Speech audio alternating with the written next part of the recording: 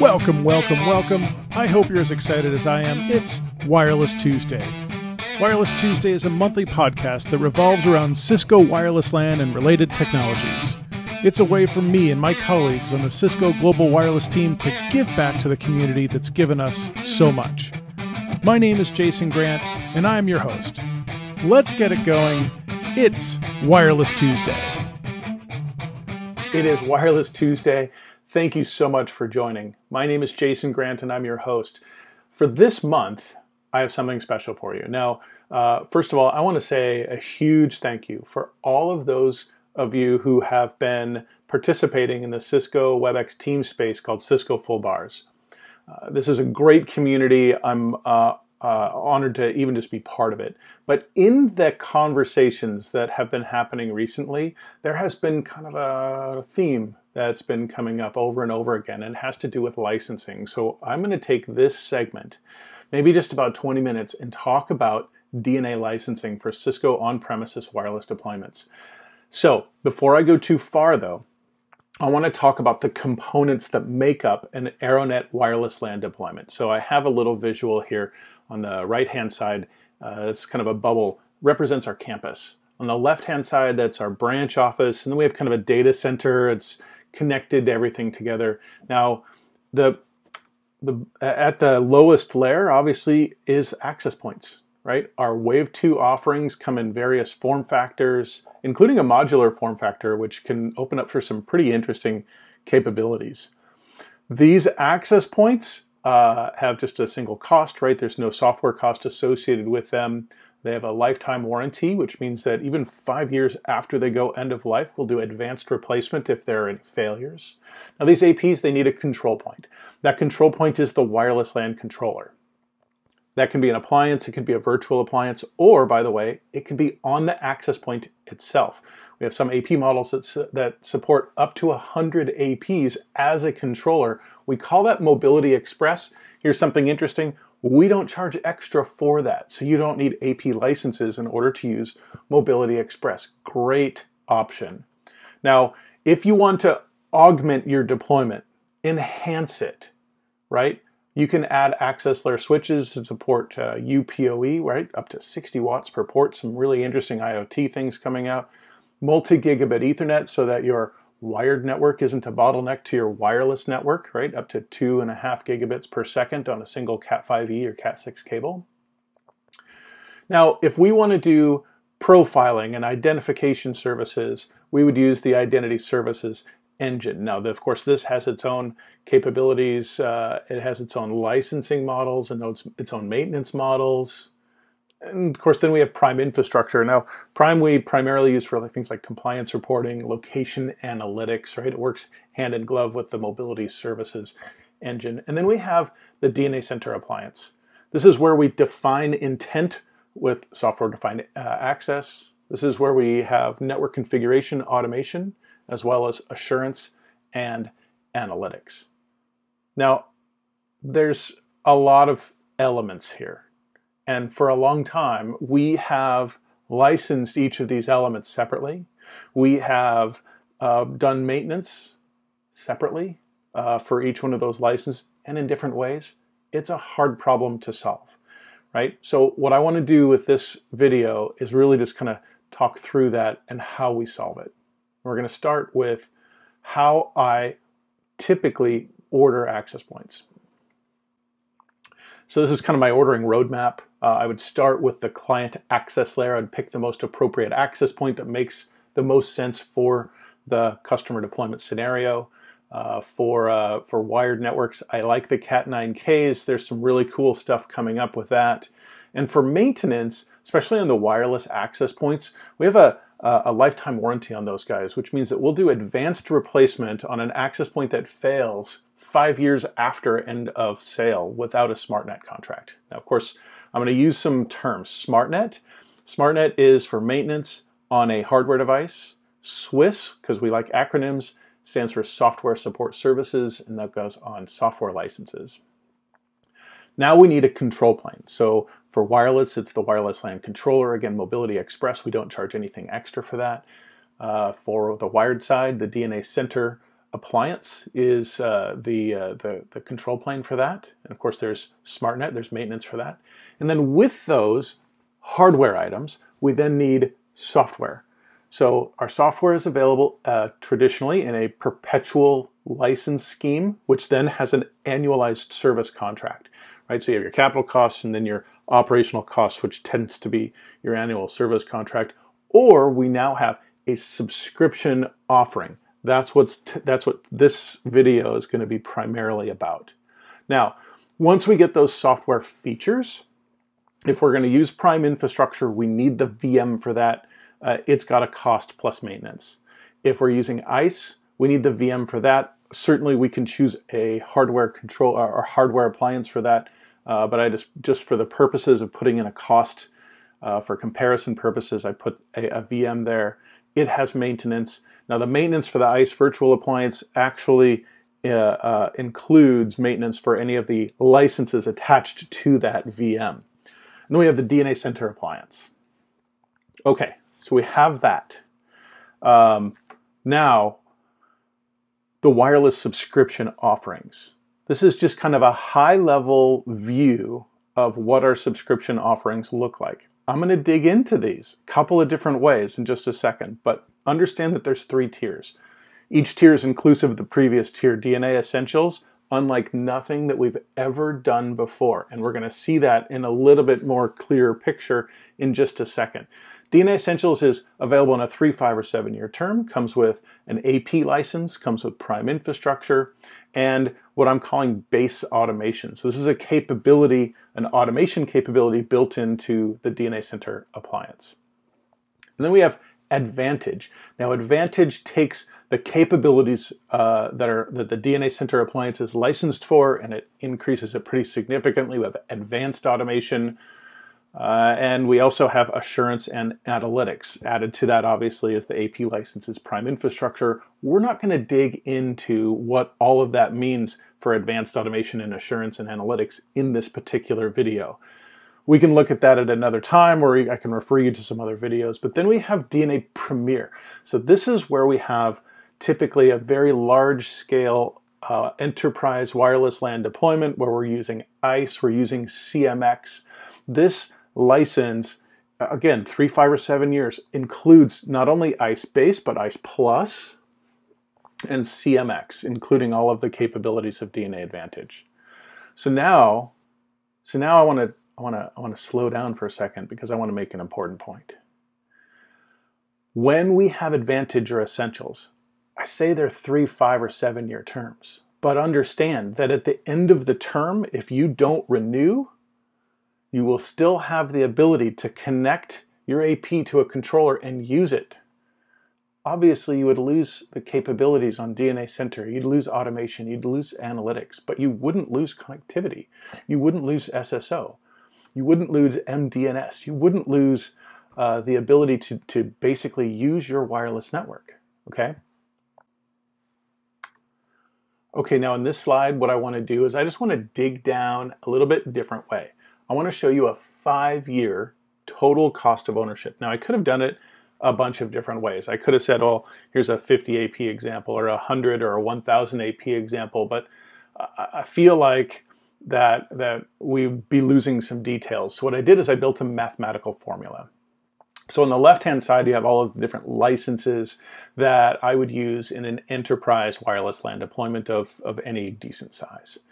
That first column I call a la carte. This is our, obviously, a la carte licensing options. There are some licenses that are per AP, right? $200 per AP for the AP license plus Swiss, right? $26 per year. At the bottom, what I did is I multiplied out the cost of maintenance or any yearly cost, and I multiplied that times 5. So I have our $200 per AP plus $26 per year times 5. I iterate that out. I have a per AP cost. Now there's some things in here that are not per AP, like the ICE VM or the prime infrastructure VM. So I added all of that up, and the one-time cost is $12,175 plus just over $1,300 per access point. Now, if I have 100 APs, I just iterate that out times 100, or if I have 1,000, multiply that out times 1,000. You see how we'll go there. Now, obviously, if I have 1,000 APs, I might have more than one ICE VM, or I might have, more than one, say, a prime box. But let's not complicate things too much. This doesn't include the controllers; they're just the software costs. Okay, so let's start with that 5-year cost a la carte of $12,175, $1,315 per AP. We also have Cisco One Foundation, another perpetual license, $350 per AP plus $53 per year. It comes with the AP license. It comes with the Prime Lifecycle and Assurance license. It comes with CMX. Obviously, if we're going to use Prime infrastructure, we need the Prime VM. If we're going to use ICE, we need the ICE VM. Look at the cost, though. It's almost half. $62.30 one-time cost plus $615 per access point. Pretty compelling, right? Now, let's compare it to our subscription offerings. Okay, this is a 5-year cost. I'm comparing 5-year cost to 5-year cost. I hope you find that's fair. DNA Essentials, I have to say something about DNA Essentials. It is unlike anything Cisco's ever done in the past. It is the least expensive way to get into Cisco Enterprise Wireless, and there are some customers that might find it very compelling. There's a lot of customers, and I would say probably most customers, that would find it not enough, but interesting that you have it. Great, good on you, Cisco. But it's ostensibly $75 per AP per year, available again in a 3, 5, or 7-year term. And it includes the AP license and maintenance. It includes the Prime Infrastructure Lifecycle LFAS license. It includes DNA Center base automation. Obviously, you need the DNA Center appliance for that. But again, look at the price. $240 plus $375 per AP. This is a really, really compelling offer for those customers that don't need all of the extra stuff. They just want to get just basic wireless, and I want really good access points. So I'm going to get DNA Essentials. Now, for those customers who want to have SDA and full automation and assurance, that's where DNA Advantage comes in. $135 per AP per year for a 5-year term.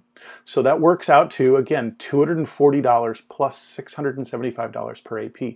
Again, I know this doesn't include the cost of the appliance, but also understand that we have promotions going on right now that can make the cost of the appliance zero, like literally zero. Of course, there's SmartNet that's associated with that, so there would be a cost associated with that as well. But we're absorbing the financial costs as a way to help our customers get into some of these new technologies without so much of a financial risk.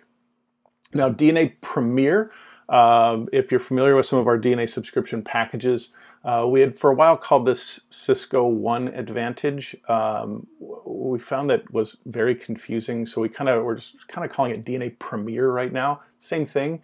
For a 5-year term, $200 per AP per year. Iterate that out. That comes with ICE, right? It comes with ICE Base and ICE Plus, and it comes with CMX. Okay, all of that. $62.30 one-time cost, right? Because I'm assuming an ICE VM because we have ICE licenses in there, and $1,000 per AP. This is really, really compelling. It includes a lot of capabilities like the DNA Center full automation capabilities, right? It's the ability to go like open up the box of a Catalyst switch, put it up on your rack, and the network automatically finding and assimilating that switch the same way that a wireless LAN controller will find and assimilate an access point on its network. So there's some really, really cool things that DNA Center can do. I encourage you, if you don't know a lot about that, go check it out. This is, again, 5-year total cost of ownership comparison side by side. Hopefully this is helpful for you. Now, ICE, some of you might be asking what's the difference between ICE Base and ICE Plus, because a Cisco One Foundation doesn't come with ICE Plus, but the DNA Premier does.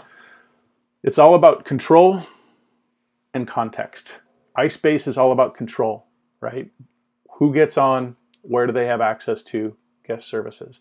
Plus is all about context, profiling, PX grid. So it's really cool things. Doesn't include, like, say, the TACAC stuff, which is a separate license, but we should be familiar with that. And if you're not, hit me up. I'd be happy to help you out, point you to some more resources. So why would you convert a perpetual license to a subscription? Well, there's a lot of reasons why. I don't know about you, but I've talked to a lot of customers that have inherited networks. Jason, I didn't design this. I wouldn't have designed it this way, but this is what I have to deal with. How can I make my life a little bit easier? One of the things that you can do is talk to your Cisco account managers or your partners about converting your perpetual licenses to subscriptions. What does it allow you to do? If you've ever taken a hard look at your maintenance contract, you might notice how cluttered it gets. Kind of like that junk drawer in your kitchen or that closet you throw things in that you just don't know what else to do with these things, and you end up with this cluttered closet. For me, I'm really glad that I have a tight camera angle, because right now it's my office, and I'm hoping to use some time coming up to get it cleaned up, but that's not important right now. What's important is you have that closet virtually in the form of old licenses that you may be entitled to, that you might not be using, or that that you don't know what's out there. You know, one of the things that going to subscriptions does is allows you to clean up all of those licenses, eliminate unused licenses, and then align that subscription to what your business need is. I've done a lot of analyses on conversions, and in almost every single case, it's a big difference, and a big difference in a very positive way for the customer. Now,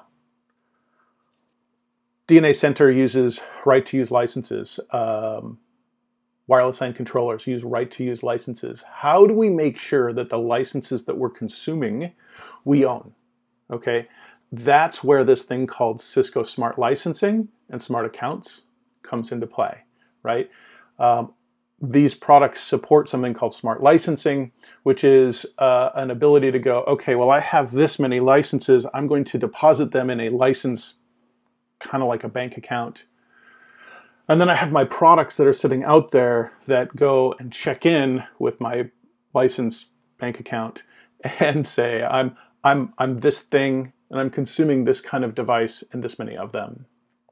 And so then you can go to your bank account and you say, hey, I own 10 licenses. Seems that I'm consuming 11, but that's okay, because I'm not really consuming 11. I'm actually migrating from this kind of device to this kind of device, and for a short period of time it might appear as though I'm consuming more licenses than I'm really using, but I'm really not.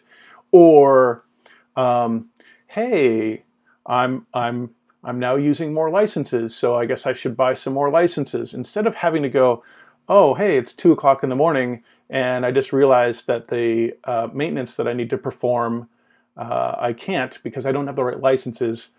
Urgent call to Cisco, hey, I need some temporary licenses to figure things out. This should end that confusion, hopefully. Listen, you guys, thanks for listening to this video. Thanks for your support with Wireless Tuesday. I hope this video was good for you. Keep the conversation going. Keep the ideas coming. Thanks so much, and happy Wireless Tuesday. This has been a presentation of Cisco's Wireless Tuesday. Be sure to continue the conversation at ciscofullbars.com, and at the top, click on the CFB Spark Community. There, you can connect with scores of like-minded wireless LAN professionals. Be sure to subscribe to the Wireless Tuesday podcast using your favorite podcast player, and stay up to date by subscribing to the Wireless Tuesday newsletter at wirelesstuesday.fm. We will see you next month for an exciting episode of Wireless Tuesday.